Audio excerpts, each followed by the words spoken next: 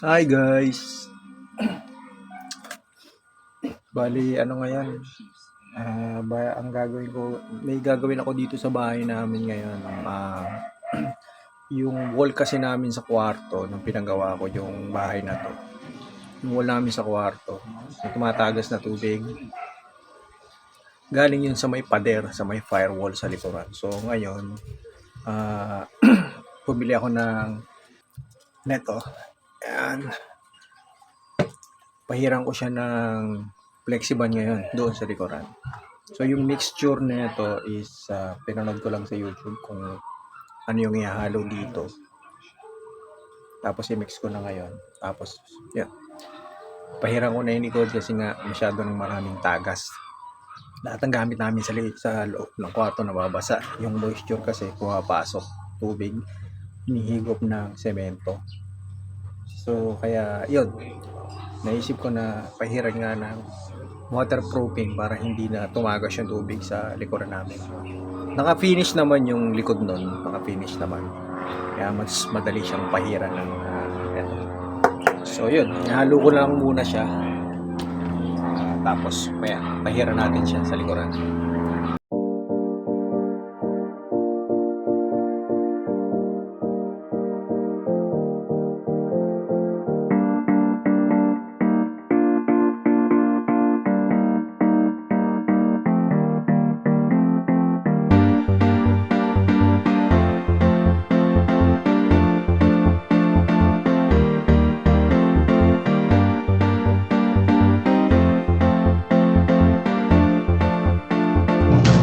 So, bali sa 4 na litro na Fleximan, ang mixture niyan as per guidelines is 6 to 7 cement ang dapat na ihahalo mo dyan.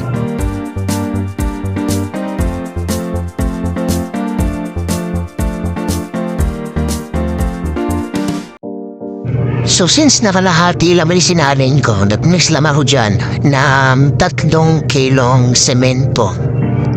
So yan, medyo mahirap lang yung process kasi kailangan mo siyang haluin ng haluin, manual. Pero kung meron kang barena, yung yung barena na may panghalo, mas maganda siyang, mas madali siyang gawin.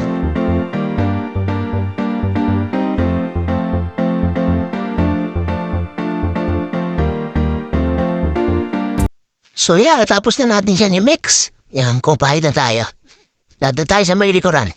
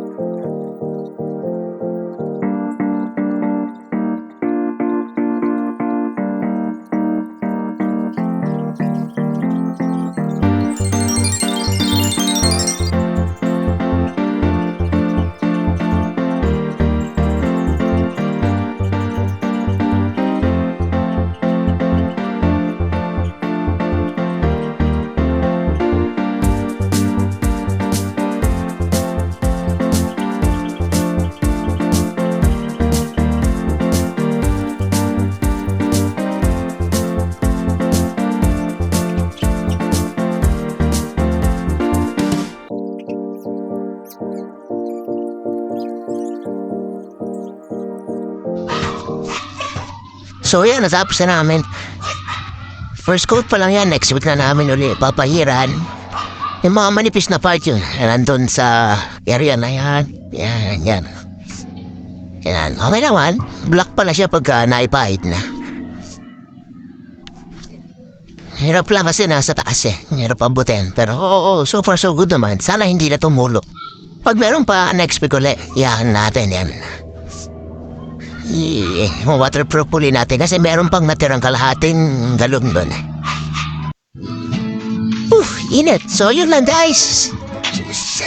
Dito ayaw ko may tutulo doon. So okay, ganun lang yung paghalo ng Flexiban. Andali lang.